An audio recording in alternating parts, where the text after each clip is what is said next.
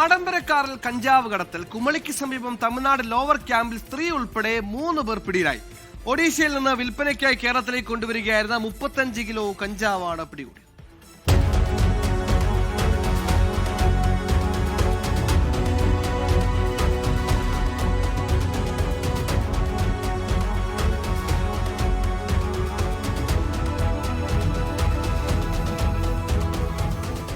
ആഡംബരക്കാരിൽ കഞ്ചാവ് കടത്തിയാൽ പിടികൂടില്ലെന്ന ധാരണയിലായിരിക്കാം ഒരു സ്ത്രീയും 2 പുരുഷനും ഉൾപ്പെടുന്ന സംഘം അതിസാഹസം കാണിച്ചത്.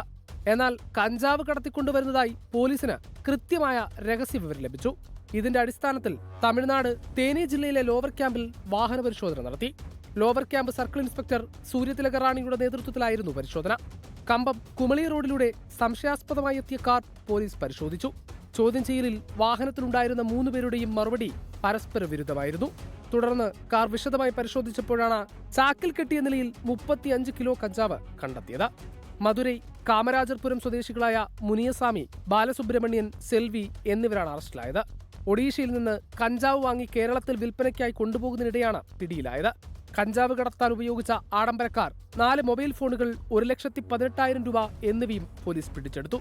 കഞ്ചാവ് കടത്താൻ പ്രതികൾക്ക് മറ്റു സഹായങ്ങൾ ലഭ്യമായിട്ടുണ്ടോ എന്നത് പോലീസ് വിശദമായി അന്വേഷിച്ചു വരികയാണ്. സംഭവത്തിൽ കൂടുതൽ ആളുകൾക്ക് ബന്ധമുണ്ടെന്നാണ് പോലീസിന്റെ പ്രാഥമിക നിഗമനം. 24 ഇടുക്കി.